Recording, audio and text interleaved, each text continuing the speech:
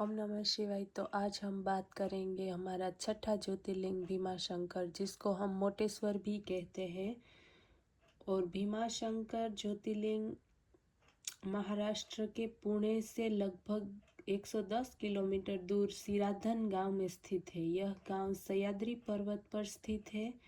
इस मंदिर को मोटेश्वर महादेव के नाम से भी जाना जाता है। इस मंदिर के समीप एक नदी बहती है जिसका नाम भीमा नदी है। यह नदी आगे जाकर कृष्णा नदी में मिलती है। इस मंदिर की बहुत सारी विशेषताएं हैं। आज हम इससे जुड़ी कथाओं को बताएंगे। पौराणिक कथाओं के अनुसार रावण के भाई कुंभकर्ण, जो कि ये रामायण से भी लगता है, रावण का भाई था कुंभकर्ण। वो सह्याद्री पर्वत पर करकटी नामक राक्षसी से मुलाकात हुई उसकी।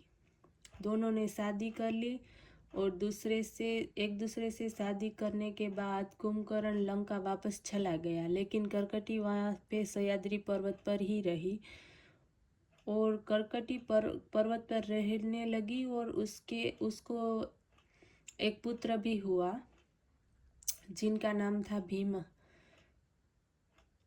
और राम ने कुंभकर्ण का वध कर दिया। तो करकटी को वो पता था कि रामायण में जो युद्ध हुआ राम और रावण का, उसमें कुंभकर्ण मारा गया है, लेकिन उसने अपने बेटे को नहीं बताया। और फिर जब वो उसका बेटा भीम था वो बड़ा हो गया, तो उसने एक दिन सोचा कि मेरी माँ कभी मुझे अपने पिता के बारे में नहीं बताती, तो उसने बोला कि मुझे आप अपने पिता कहाँ है और वो मुझे बताइए। लेकिन करकटी राक्षसी थी, उसने बोला कि आप उसके बारे में ना जानो तो ही अच्छा है। लेकिन वो नहीं माना। उसने बोला कि मुझे आप बता दो कि मेरे पिता कहाँ है। तो करकटी ने बोला कि जो राम था उसने आपके पिता कुंभकर्ण को राम और रावण का युद्ध हुआ तब उसने मार दिया है। तो तभी से हम देवताओं के साथ वैर रखते हैं और देवताओं से बात नहीं करते। तो भीम ने फिर ठान ली कि अगर देवताओं ने मेरे पिता को मार दिया है तो मैं भी उसको नहीं छोड़ूंगा। तो उसने बोला कि ऐसा क्या किया जाए कि मैं देवताओं को मार दूं। तो करकटी ने बोला कि आप देवताओं को नहीं मार सकते क्योंकि वो सब अमरत्व को प्राप्त हुए हैं, तो आप देवताओं को कभी नहीं मार सकते। तो भीम ने बोला कि ऐसा क्या उपाय करे कि मुझे उससे बदला लिया जाए। तो करकटी ने बोला कि जो ब्रह्मा जी है उसकी लोग बहुत कम आराधना करते हैं, इसलिए आप ब्रह्मा की आराधना करो, फिर उससे वरदान प्राप्त कर लेना अमरत्व का। एंड भीम ने ब्रह्मा जी की आराधना की। वर्षों तक उसने एक पग पे खड़ा रहकर एक हाथ ऊपर रखकर, और सर्दियों में और गर्मियों में सभी ऋतु में भीम ने 1000 साल तक ब्रह्मा जी की आराधना की। और ब्रह्मा जी प्रकट हुए और फिर ब्रह्मा जी ने उसने बोला कि मुझे अमरत्व का वरदान दो। लेकिन ब्रह्मा ने बोला कि इस दुनिया में कोई भी अमर नहीं रह सकता, इसलिए मैं आपको ये वरदान नहीं दे सकता, लेकिन आप कोई दूसरा वरदान मांग सकते हैं। तो भीम ने बोला कि तो मुझे अतुल बल दो कि मैं किसी से भी नहीं हार सकूं। तो ब्रह्मा ने बोला ठीक है, तो उसको अतुल बल दिया। और फिर भीम था वो सब जगह अपना राज करने लगा। और थोड़े दिनों के बाद वो सब राज्य के राजा से उसको भी जीत कर उसने अपना राज्य वहाँ स्थापित कर दिया। तो एक राजा था, उसका राज्य छीन कर अपने राजा और रानी दोनों को कैद में बंदी कर दिया। और उसने वहाँ अपना राज्य स्थापित करके वहाँ राज्य करने लगा। जब वो राजा और रानी दोनों जेल में थे, तो राजा और रानी दोनों भगवान शिव के परम भक्त थे और वो दोनों रोज शिव की पूजा करते थे। और पूजा किए बगैर वो कभी पानी और अन्न कभी भी मुंह में नहीं डालते थे। उसको शिव पूजा पहले करनी होती है, फिर बाद में वो पानी भी पीते थे। तो अगर जेल में है तो ऐसा संभव नहीं था। तो उसने कैसे ही अन्न और जल के बिना कितने दिन पसार कर दिए। फिर एक दिन ऐसा आया कि वो रानी राजा को बोली कि मैं अभी जिंदा नहीं रहूँगी, क्योंकि बहुत दिन हो गया है, मैंने पानी भी नहीं पिया और अन्न का दाना भी मुंह में नहीं डाला है।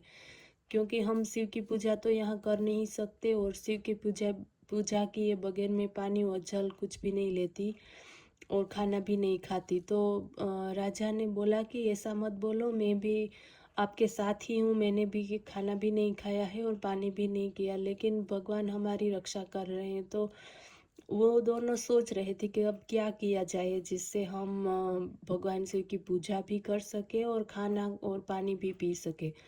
तो राजा बहुत ज्ञानी था, तो उसने बोला कि मैं जब सत्संग में जाता था तो मैंने सुना था कि अगर आपको कहीं पे भी भगवान शिव की पूजा करने का अवसर ना मिले तो आप अपने हाथ का जो अंगुष्ठ है वो शिवलिंग मानकर पूजा कर सकते हैं।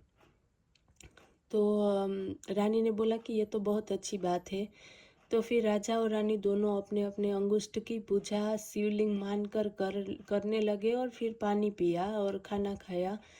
तो वो जो जेल में बंद था उसके जो सिक्योरिटी वाले कैदी कैदी के उस पे नज़र रखते थे, वो बोले कि ये दोनों कुछ कर रहे हैं। तो उसने रोज ऐसा देखा, तो फिर उसने बोला कि ये तो कुछ चल कपट कर रहे हैं हमारे भीम जो है उसके लिए, और शायद उसको कुछ भीम को कुछ कर देंगे वो ये मंत्र जाप करके। तो उसने भीम को बोला कि ये राजा और रानी कुछ करते हैं रोज अपने अंगुष्ठ में और ऐसे दिया और वो सब मंत्र जाप करके, आप आई थिंक वो आपको कुछ करना चाहते हैं, आपको वो कुछ कर देंगे। तो भीम ने बोला कि अब मैं इन दोनों को नहीं छोड़ूंगा क्योंकि वो मुझे मार देंगे। तो भीम ने राजा और रानी दोनों को वहाँ पे बुला के उसको फांसी की सज़ा देने के लिए सुना दिया। और जब वो ऐसा करने जा रहा था तभी भगवान शिव वहाँ पे प्रकट हो गए और राजा और रानी और भीम तीनों को दर्शन दिए। और राजा और रानी तो बहुत खुश हो गए, लेकिन भीम ने सोचा कि ये तो और कुछ नहीं, शिव पूजा ही कर रहे थे, मुझे लगा कि ये कोई और मंत्र जाप करके मुझे मारना चाहते थे। लेकिन जब भगवान शिव वहाँ पे आए तो भीम भी उसके सामने झुक गया और राजा रानी तो बहुत खुश हुए। और भगवान ने शंकर ने बोला कि आप ही मुझे बताओ कि इस भीम को आप क्या सजा देना चाहते हैं, क्योंकि आप जो कर रहे थे शिव पूजा उसमें उसने आपको मारने की कोशिश की।